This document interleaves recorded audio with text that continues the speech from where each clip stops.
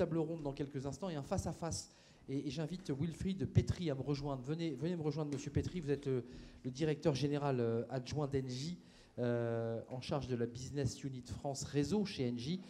Il y a une stratégie, il y a une évolution. Je vous invite à vous asseoir. Vous allez nous en parler. Engie opérateur et partenaire, c'est important de le préciser. Et puis Benoît Mercuzot, j'allais dire là, le local de l'étape, puisqu'il joue un rôle important dans ce colloque, dans ce sommet. Merci de nous rejoindre. Vous êtes le président d'Amiens Énergie. On va parler, on en a déjà parlé avec le maire tout à l'heure, du réseau de chaleur. On va en parler avec vous. Et vous êtes en charge des finances et de l'innovation. À la fois l'opérateur et l'acteur, l'élu, qui travaillent. Comment vous définiriez? Prenez vos micros. Vous êtes quoi? Vous êtes des partenaires, Benoît Mercuzot? Avant de donner la parole à Monsieur Wilfried Petry, c'est important? Il faut des partenaires? Alors écoutez, des associés? Voilà, en tout cas, d'un point de vue juridique, strictement technique, nous sommes associés. La ville s'est associée au sein d'une société de statut un peu particulier, en tout cas nouveau, une CEMOP, une société d'économie mixte à opération unique.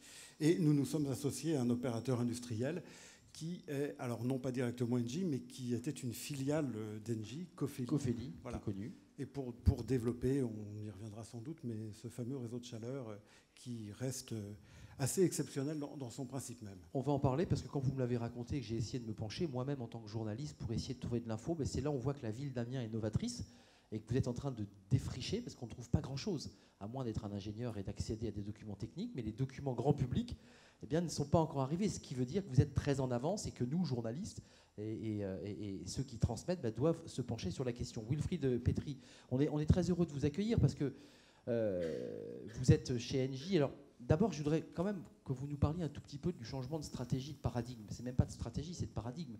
Avant la transition énergétique, l'écologie, c'était un morceau de l'entreprise. Avec l'arrivée de votre nouvelle présidente, il y a une volonté de créer la transition énergétique comme centre de gravité de l'entreprise. Est-ce que je suis loin de la vérité? Non, c'est effectivement ça. Et puis je pense que c'est tout à fait à propos de parler ceci à Amiens. Donc on a eu notre propre révolution énergétique, ou notre propre révolution pour aller vers un monde de transition écologique il y a à peu près 3-4 ans. Donc on était un groupe énergéticien assez classique, avec des productions fossiles d'électricité, avec une production d'exploration-production en mer du Nord. Et il y a un certain nombre, il y a 3 ans, on a décidé de remettre le groupe sur une transition énergétique plus profonde. Et en début d'année, on a décidé de prendre un autre pas vers une stratégie d'accompagnement de nos clients vers un monde zéro carbone. Et je pense que c'est l'élément le plus structurant aujourd'hui du groupe, c'est de décider que notre activité, elle serait tournée vers des services et des infrastructures qui permettent ce monde zéro carbone. Et ça a conduit à un certain nombre de changements d'organisation et de changements d'activité pour le groupe. Isabelle Cocher, je la cite, elle parle d'un capitalisme au service de l'humain. Tout à fait, oui. Je pense c'est ce qu'on évoque depuis ce matin à travers tous les discours, c'est-à-dire les entreprises, les citoyens, les ingénieurs, les universitaires, les opérateurs, tous finalement réunis dans un même espace. Non, mais on voit, il y a d'ailleurs une loi qui l'encourage, mais il y a de plus en plus d'entreprises qui cherchent à développer une raison d'être, et elles ont compris qu'il faut avoir, pour rester entreprise bien connectée et capable de se développer, il faut qu'on ait un certain nombre d'enjeux sociétaux qu'on est capable. Il faut qu'on ait un impact positif sur la société. Et donc je pense que c'est un élément clé de notre stratégie qui notamment a été affirmé en début d'année, qui est sur ces questions. Stratégie ou philosophie? Excusez-moi de vous couper. Non, je pense que c'est stratégie. C'est quelque chose.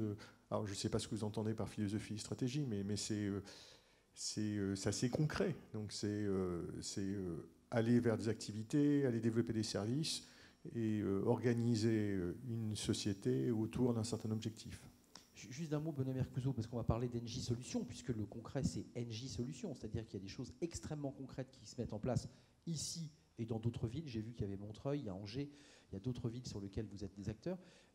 C'est utile pour vous, parce qu'il y a eu des débats, pas à Amiens d'ailleurs, mais ailleurs, en disant, mais nous, on va travailler nous-mêmes, on va tout faire nous-mêmes. C'est pas possible, parce qu'il y a quand même une logistique, une technologie. Les élus que vous êtes et vous représentez la métropole ont besoin de s'appuyer sur des opérateurs. Alors, si on parle très concrètement du réseau de chaleur... Votre réseau de chaleur qui démarre. En interne, nous n'avions pas la compétence technique. Je ne sais pas si c'est maintenant qu'il faut revenir sur les solutions techniques, mais notamment en ce moment même et depuis hier, fonctionnent des pompes à chaleur de 3 mégawatts. C'est tout frais. Hein. Voilà, c'est vraiment en cours de constitution. Ce sont des machines assez imposantes quand on les voit physiquement. Et bien, ne serait-ce que la mise au point de ces machines, leur mise en route, leur fonctionnement, le fait d'assurer, sur un réseau de 40 km de long, d'assurer l'équilibre hydraulique de l'ensemble, etc., nos agents n'étaient pas en compétence pour faire cela. Donc, il était important pour nous, villes, de pouvoir nous appuyer sur cette compétence technique, notamment. Et c'est bien pourquoi nous avons voulu non pas choisir, comme on le fait traditionnellement dans le cadre d'une DSP, un opérateur auquel on confie la totalité du travail et puis finalement on vérifie à la fin que ce qu'il a fait correspond bien à ce qu'il s'était engagé. Là, on est vraiment à ses côtés en tant qu'associé au sein de la CEMOP. Et donc la ville est présente pour s'assurer que les engagements pris sont bien tenus et pour, par ailleurs, on le reverra, participer également très concrètement et notamment financièrement à cette action. Au sein d'une entreprise, vous l'évoquiez en introduction, c'est une entreprise dans laquelle vous avez des parts, ainsi que Cofeli, filiale d'Engie. On va parler d'Engie Solutions, mais d'abord un mot, parce que peut-être que ceux qui sont dans la salle, vous êtes une très très grosse entreprise. Comment on passe d'une entreprise qui vend de la matière, qui vend des choses très concrètes, à des solutions? Excusez-moi de le dire abruptement, mais on se dit, mais comment font-ils pour garder, je dirais, leur résultat annuel? On se transforme de façon assez significative. Donc on est 150 000 collaborateurs. Des 150 000 collaborateurs, il y en a à peu près 120 000 dans les services. Et ceci, ça a été un processus de transformation assez important. Cette transformation, elle s'est incarnée par la décision qu'on a prise il y a quelques jours, qui est de créer un ensemble qui s'appellerait Engie Solutions, donc qui sera l'entité qui porte les solutions pour accompagner cette transition que j'ai expliqué, cette transition vers un monde zéro carbone. Et je pense que c'est peut-être le premier point. J'ai 2 points Allez-y. sur ce qu'on vient de discuter. Je crois que le premier point, c'est ce qu'on a souhaité par la création d'Engie Solutions, c'est de passer d'un mode de compétences où on était les leaders du génie climatique, du génie électrique, des services techniques. Donc on était les leaders d'un certain nombre de moyens vers des solutions pour aider des collectivités et des entreprises à évoluer vers ce nouveau monde. Vers le zéro carbone. Et je pense qu'il y a 3 éléments principaux. Et ça, je pense que ça illustrera un peu peut-être, ou ça expliquera pourquoi Amiens est un peu, pour nous, au cœur de la stratégie qu'on cherche à développer. Donc il y a la première chose qui est d'optimiser les usages. Donc la meilleure forme d'énergie, c'est celle qu'on évite de consommer. Donc ça, c'est la première chose. On a un certain nombre de solutions qui permettent de transformer l'usage. Alors ça peut être dans l'agroalimentaire, les chaînes de froid, changer les chaînes de froid. Ça peut être l'électrification des transports publics. Ça pourrait être la rénovation des bâtiments. Ça peut être opérer une nouvelle forme de piscine comme l'aquapole sur laquelle on a œuvré. Ça, c'est la première forme de solution importante à développer. La deuxième forme de solution importante à développer, c'est de verdir les énergies. Et c'est là où Amiens Énergie est, je pense, vraiment dans le cœur de cible qu'on souhaite développer. Et il s'agit, dans la chaleur, de trouver de la chaleur renouvelable. Alors là, c'est à partir de biomasse, à partir de pompes à chaleur. Et il y aura, après avoir réduit les consommations d'énergie, donc dans le monde, on voit que pour tenir les objectifs de 2 degrés, on a 44% de réduction de la quantité d'énergie. Il y a 36% d'ici 2040. C'était 1,5 degré la COP 21. Voilà, mais là je parle des 2 degrés. D'accord. Donc il y a une quantité, il y a un objectif de réduction des consommations d'énergie significative. Il y a une quantité de verdissement de ces énergies qui reste tout aussi importante à réaliser. Donc il y a notamment la chaleur qui est peut-être l'énergie parce qu'on aura toujours des bâtiments qui prendront des années à moderniser. Je pense que c'est important d'avoir un réseau de chaleur renouvelable. Et là, je pense que Amiens Énergie est vraiment au cœur de ce qu'on souhaite faire. Et puis la dernière, je pense, type de solution qu'il faut mettre en œuvre, c'est de réinventer l'environnement de vie, de travail. Et c'est le développement des écoquartiers, c'est le changement d'habitude de vie. Et ça se manifeste dans certains types de technologies d'usine. Ça se manifeste par le développement des villes de demain ou des bâtiments de demain. Et comme vous l'avez dit il y a quelques secondes, on travaille sur des territoires intelligents. On a signé un accord avec Angers pour développer un territoire intelligent. On travaille sur des écoquartiers. Donc on a le premier quartier zéro carbone à la porte de Montreuil. Zéro carbone en construction, zéro carbone en exploitation, zéro carbone en mobilité. Juste un mot, Monsieur Pétry, est-ce que ça vous oblige, vous, dans vos recrutements, à orienter vos choix de recrutement ailleurs? Vous prenez quoi? Moins d'énergéticiens, plus de personnalités transversales? Comment vous faites? Est-ce que l'entreprise mute aussi dans ses recrutements, dans la manière dont elle va embaucher de nouveaux visages, de nouvelles personnalités, une autre manière de penser le monde finalement? Alors, la première chose qui est un message, moi je trouve très positif, c'est que, ayant décidé cette nouvelle stratégie, nous sommes maintenant un groupe en croissance. Donc nous avons une croissance de plus de 5%. Et nous n'arrivons pas à remplir on a plus de 2800 postes vacants aujourd'hui en France. Donc plus d'offres que de demandes. On a plus de... Voilà, on est en situation aujourd'hui de développer l'emploi. C'est une pépinière en plus. Alors, c'est ce qui correspond à un marché en forte croissance, à une évolution importante de la société.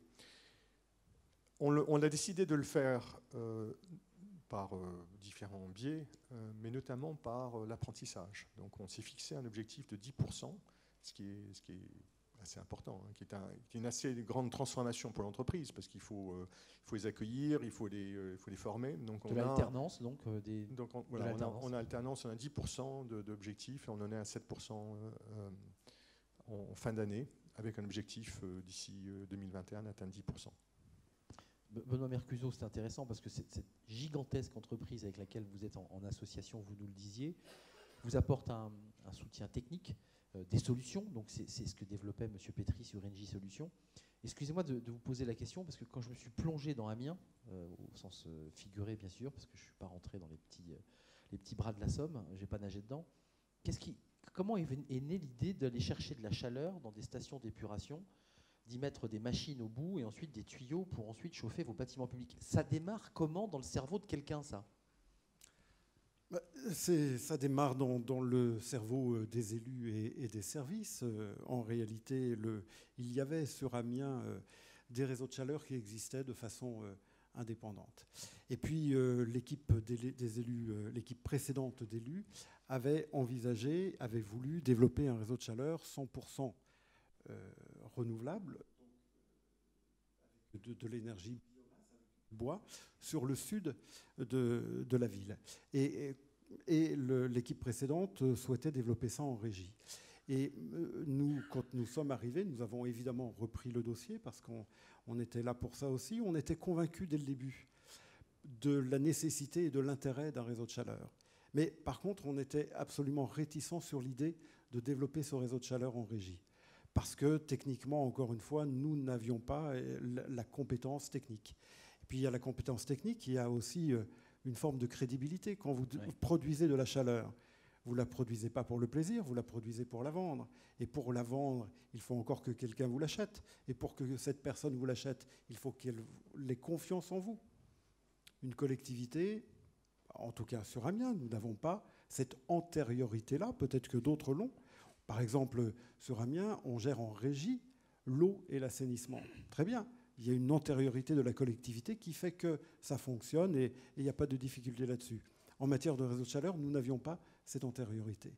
Et donc, pour être crédible tout simplement auprès de nos clients, des usagers du réseau de chaleur, mais qui sont bien des clients qui clients aujourd'hui, ce sont les bâtiments publics. Enfin, pas seulement. Pas seulement, non, mais c'est important de préciser. Non, mais les clients publics et privés. Évidemment. Non, mais...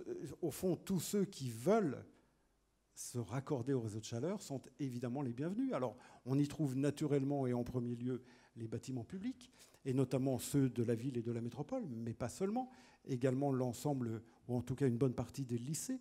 Je pense notamment à la cité scolaire au sud de la ville, et puis les collèges, forcément, mais aussi les logements de l'OPAC, et ça représente un grand nombre de bâtiments, et puis aussi un ensemble de copropriétés privées qui sont intéressées, mais pour qu'elles soient intéressées, il faut encore évidemment que non seulement le réseau soit vertueux du point de vue écologique, mais mettez-vous à la place des personnes qui habitent et qui composent ces copropriétés. Il faut que ça soit stable. En termes de prix. Et il faut évidemment que le prix soit compétitif. Voilà. Et c'est tous ces éléments-là qui ont fait que nous avons choisi par une procédure, vous imaginez bien qu'on n'a pas décidé tout d'un coup de travailler avec Engie. On a lancé une procédure très encadrée juridiquement, une procédure bien connue d'ailleurs de délégation de services publics. Et donc on a dit quel était notre projet, différents opérateurs ont répondu, on a discuté avec eux, et puis finalement on a décidé de retenir l'opérateur qui nous paraissait, à différents points de vue, le plus performant. Et finalement, selon le cahier des charges que vous aviez fixé. Selon le cahier des charges qui avait été fixé. Simplement. Voilà. Juste d'un mot, parce que je parle sous le contrôle d'Alain Geste, on parlait des citoyens, de l'acceptabilité. Au final, est-ce qu'il y a aussi pour eux, au-delà de l'aspect purement écologique bas carbone, un intérêt financier pour les citoyens de se dire, ou les collectivités, bah oui, effectivement, non seulement j'ai un produit vert, voilà, écolo qui arrive et qui me chauffe, et en plus je m'y retrouve sur ma facture. Parce qu'il y a quand même un enjeu, c'est important, aujourd'hui ça coûte cher. Alors, évidemment que si la chaleur que l'on produisait était produite à un coût qui la rendait inintéressante, notre réseau ferait un flop et tout le monde s'en mordrait les doigts. Et ça n'est évidemment pas l'objectif. L'objectif, il est tenu, c'est que la chaleur produite et du même coût vendue soit inférieure au prix d'une chaleur produite, par exemple, avec du gaz naturel. Et aujourd'hui, c'est bien ce qui se passe. À partir du 1er octobre, alors je simplifie un petit peu. Depuis le 1er octobre. Voilà, depuis. Oui, vous avez peur. Non, depuis le 1er octobre 2019, donc on est en plein dedans. Eh bien, le prix de la chaleur va être globalement de 68 € le mégawatt, alors qu'on était plutôt à 72 dans l'état antérieur. Donc économie.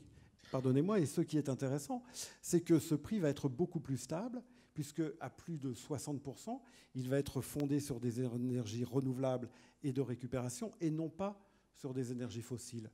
Or, même si on a bien du mal les uns et les autres à prédire l'avenir, on sait très bien que le prix des énergies fossiles va aller en s'accroissant.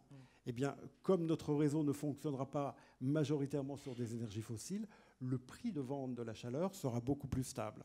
Voilà. Donc, il y a un gain évident. Si je peux me permettre, permettez-vous. Cette question des énergies renouvelables et du réseau de chaleur, notamment, nous amène, nous, élus... Excusez-moi, vous êtes novateur, puisque on parle d'Amiens comme ville première en Europe, peut-être dans le monde d'ailleurs, en faisant des recherches, je n'ai pas vu beaucoup d'autres villes qui étaient aussi en avance. Sur cette question-là de la récupération et de la grosse machine en station, vous êtes les premiers. Alors, du point de vue du réseau de chaleur, on est novateur de 2 points de vue. D'abord, du point de vue de la forme, puisque nous sommes la première et à ce jour encore, mais ça ne va pas durer, parce que voilà, c'est intéressant. D'autres villes vont s'engager dans la même voie. On est à ce jour la première et la seule CEMOP qui s'intéresse à l'énergie, qui gère de l'énergie. Ça, c'est un premier élément. Et puis, deuxième élément, mais là, c'est plutôt vers le partenaire industriel qu'il faut se tourner. On est effectivement, je crois, assez novateur sur la multiplicité des sources de chaleur. l'associé opérateur. Là aussi, vous portez une opération qui est très nouvelle. Enfin, je veux dire, Alors, bon, première chose, c'est que c'est parti d'un mouvement de fond. Hein. Donc, il y a beaucoup de villes qui ont décidé d'aller vers des réseaux de chaleur. On a le réseau de chaleur de Paris. Il y a 10 jours, on a eu le réseau de chaleur du nord de Lyon. Vendredi dernier, on a eu le réseau de chaleur de Rennes. Donc vous voyez, il y a un développement qui est bâti sur les mêmes sources de chaleur ou sur d'autres sources. Donc c'est un mélange. Et je pense qu'effectivement, il y a deux innovations à Amiens qui me paraissent vraiment intéressantes. Donc il y a une première innovation qui est la multiplicité des sources de chaleur renouvelables, donc de pompes à chaleur, de biomasse, avec la cogénération. Donc je pense qu'il y a une combinaison de types de moyens de production qui est assez novateur. Et puis l'autre innovation d'Amiens, moi, qui me paraît effectivement tout à fait intéressante et je pense qu'il sera répliqué ailleurs, c'est cette société d'économie mixte. Et je pense que le futur sera un mélange de pouvoir public, il sera un mélange de société privée, il sera un mélange d'utilisateur final. Et arriver à trouver un véhicule commun, on arrive à créer ensemble la solution du futur et ce zéro carbone en 2050, je pense que ce sera une des clés du succès. Donc c'est un petit peu les partenariats public-privé, l'idée que la collectivité travaille en association financière, juridique, avec des grands groupes qui vous apportent une stabilité, c'est ça l'idée? Oui, alors les PPP ont été beaucoup décriés dans la forme initiale, mais je crois il faut réinventer, mais plutôt que d'insister sur cette notion de PPP, moi il m'apparaît que sur cette question de l'énergie, mais sans doute sur beaucoup d'autres questions, il faut vraiment que dans notre mode de travail, nous inventions un autre mode collaboratif pour emporter un maximum, et pourquoi pas, c'est même ça l'objectif, l'ensemble des acteurs du territoire. En matière d'énergie, notamment, pour travailler sur cette feuille de route qui nous mène vers l'autonomie énergétique, nous sommes d'abord, nous, entre élus, obligés à redécouvrir le travail collaboratif. Bon. Et je salue la présence de Florence Rodinger, qui est adjoint au maire à la ville d'Amiens, en charge de l'environnement, et qui préside le comité stratégique au sein de la CEMOP. Donc il y a un travail entre élus. Vous allez me dire, c'est quand même la moindre des choses, vous appartenez à la même équipe. Oui, mais c'est au fond pas si simple que ça. Facile à dire, pas si parce facile qu'on à est faire. tous dans des tuyaux, et on a un peu de mal à admettre qu'un de nos collègues vienne regarder ce qui se fait dans le domaine qui est a priori notre domaine d'activité. Mais il faut évidemment aller beaucoup plus loin, parce que si ça n'était que ça n'aurait pas grand intérêt. Je vois là, par exemple, dans la salle, les représentants du MIPI. Eh bien, pourquoi je les cite? Parce qu'ils sont, ça a été montré dans la vidéo, ils sont en charge. Le MIPI, cet acronyme, c'est... C'est une bonne question. Voilà. C'est important de... C'est donc un serveur qui traite des données informatiques du milieu hospitalier. Je fais ça en très simple. Il y a beaucoup de chaleur, donc. Hein. Voilà, il y a donc beaucoup de chaleur. Et sur cette boucle particulière qui est sur une zone qui est en plein développement, qui s'appelle Intercampus, eh bien, nous allons récupérer la chaleur qu'ils produisent, parce qu'ils en produisent beaucoup plus, et au contraire, ils ont besoin de froid. Donc on récupère de la chaleur et on leur donne du froid. Et la chaleur qu'on récupère, eh bien, elle va servir aux immeubles qui sont Le froid, c'est pour climatiser, j'imagine, les processeurs pour qu'ils soient à température stable. Pour faire que les serveurs travaillent à la bonne température. Je dis ça vraiment pas du tout d'un point de vue technique. Mais on travaille aussi... Donc, ce qui veut dire qu'on travaille avec les opérateurs du territoire. Et on est en train de discuter avec des opérateurs industriels dont l'activité génère de la chaleur qui aujourd'hui... Donnez-moi votre chaleur. Voilà, c'est de la chaleur qu'aujourd'hui on dit fatale. C'est-à-dire qu'au fond, elle intervient en fin de processus et elle est perdue. Eh bien, avec cette chaleur fatale, je ne veux pas trop m'engager, mais aujourd'hui, on a vraiment bon espoir qu'en utilisant cette chaleur fatale, eh bien, on pourra faire que le réseau de chaleur sera à 100% renouvelable. Vous n'avez pas envie d'embaucher M. Mercuzot chez Engie, non C'est pas mal ce qu'il fait ça quand va, même. Moi, je serais patron d'Engie, je me poserais des questions. Je me dis, M. Mercuzot, venez donc développer les réseaux de chaleur chez nous. Non? Est-ce que non, je souris, mais Je crois que il y a quand même un développement très fort des élus sur cette question. Il reste une tâche très importante à compléter à Amiens, et je pense que je ne souhaitais pas vous arracher à Amiens la tâche importante que vous avez. Sur cette thématique, au-delà de ce trait d'humour, sur ce qu'évoque M. Mercuzzo, ces sources de chaleur qui se perdent, qui vont dans gratuites, on peut récupérer, c'est une source quand même. Oui, je voulais rebondir pour passer un peu sur un autre sujet, mais un sujet un peu connexe. Et je pense que c'est un sujet dont vous n'avez pas encore parlé, mais qui est le financement. Donc je pense que la grosse question de cette transition écologique... On en aura une partie d'ailleurs intégrale avec une banque qui viendra nous en parler. C'est important d'avoir l'opérateur. C'est comment la financer, mais comment la financer. Pas tellement... pour moi, ce n'est pas la disponibilité de l'argent, parce que l'argent existe, mais c'est plutôt comment est-ce qu'on arrive à rendre cette transition vers un monde zéro carbone acceptable.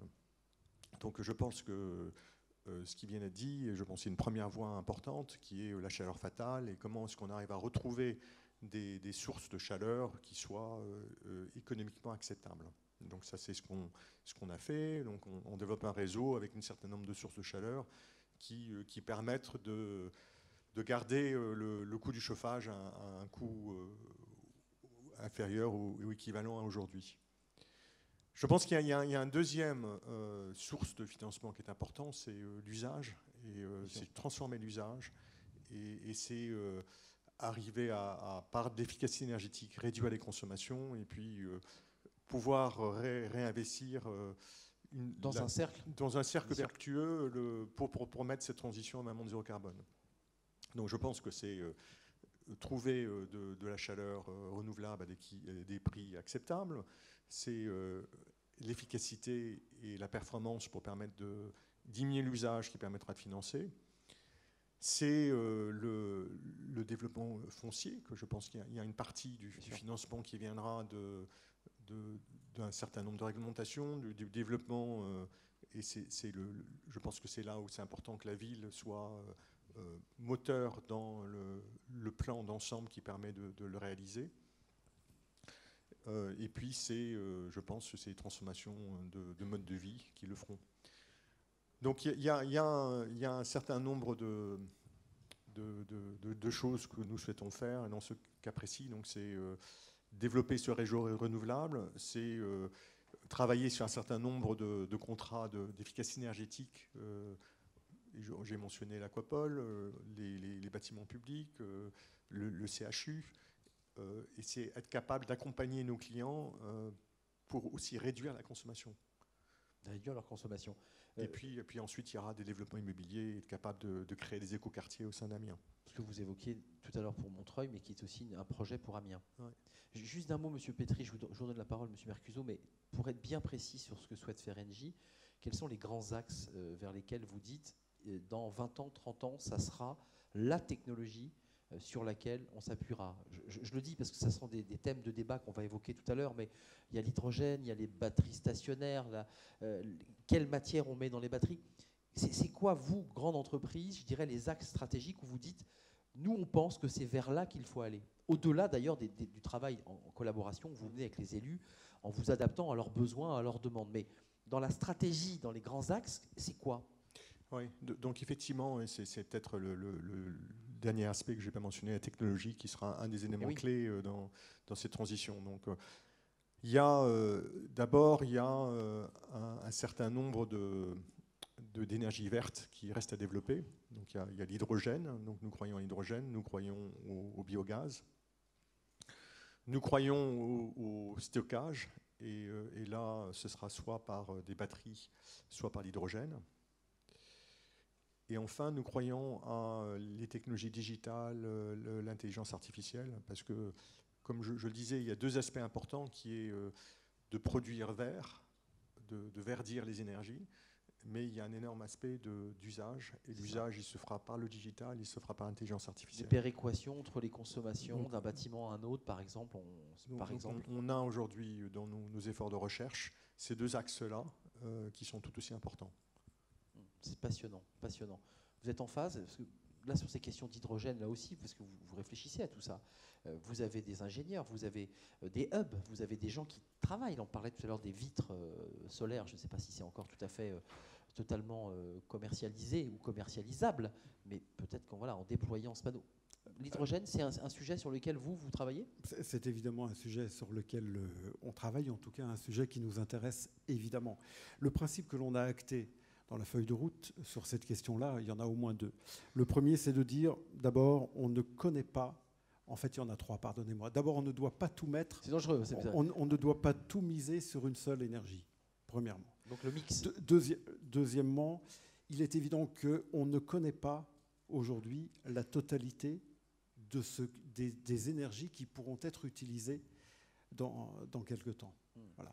Et puis le troisième élément, du coup, vous voyez, j'en ai rajouté un, et du coup je l'ai oublié en parlant. Mais voilà, au moins ces deux éléments-là, ils sont essentiels. Et je dois dire que, au fond, c'est à ceux qui ont la compétence de travailler là-dessus. Le troisième élément, ça y est, c'est que nous, en étant précisément un territoire d'expérience, eh bien, on doit faciliter l'innovation et on doit accueillir les innovations. On doit tenter de les susciter. Ce que vous faites actuellement. Ce qu'on fait notamment avec le cluster Energia. Au fond, il est évident qu'il y a des paris technologiques qui sont faits. Et oui.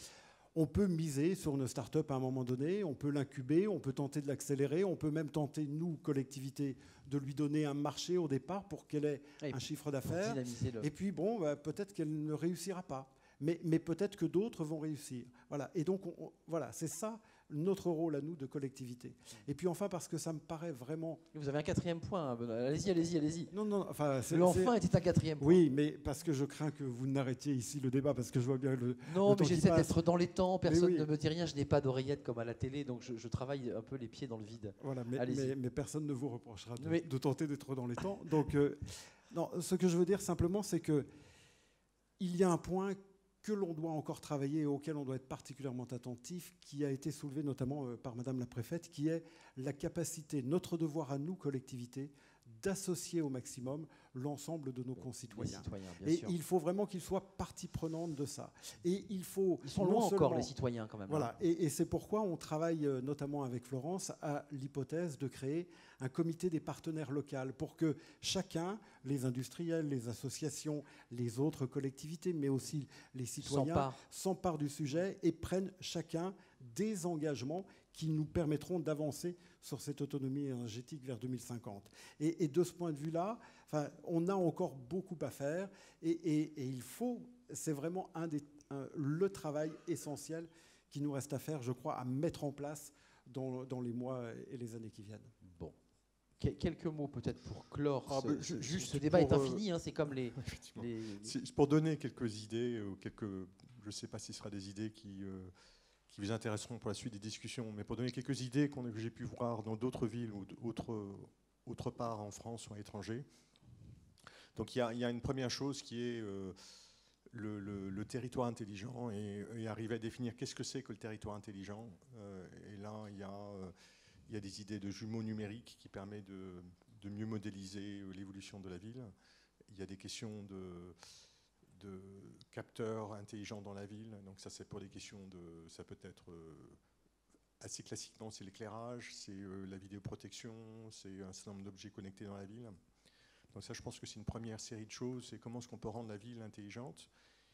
Et pour revenir à la conversation qu'on vient d'avoir, comment est-ce qu'on peut développer des applications qui ont un sens pour les habitants de la ville. Et là, il y a tout un tas de choses autour de la santé publique, autour de l'accessibilité, autour des services transversaux. C'est le contrat qu'on a rapporté avec Angers la semaine dernière. Je pense qu'il y a une deuxième série de choses qui sont la mobilité dans la ville. Oui. Et là, on en a parlé des bus électriques, c'est certainement important. Mais je pense qu'il y a l'utilisation des voitures dans la ville, les autres moyens de locomotion, les bornes de recharge électrique, les feux tricolores avec un système plus intelligent. Donc il y a toute une mobilité douce et verte à développer. Et puis enfin, je pense qu'il y a les quartiers de la ville, les bâtiments, le type de normes de construction qu'on souhaite développer dans une ville et le type d'écoquartier. Oui. Et là aussi, il y a tout un tas de choses à... Oui, ça marche dans les villes nouvelles, pas dans les villes déjà comme Paris. Peut-être pour illustrer ça, parce que c'est quelque chose dont on suit de près, il y a 10 ans, pour construire un bâtiment, il y avait 15% de l'eau technique dans le bâtiment. Aujourd'hui, un bâtiment aux normes actuelles, il y a à peu près 30% de l'eau technique. Donc un bâtiment, dans le fond, c'est aujourd'hui moins du béton, c'est plus du bois, et même c'est moins du bois, c'est plus l'intelligence du bâtiment. Et je pense que ça, c'est une évolution importante, et je pense que c'est une évolution importante à prendre en compte dans le développement de la ville.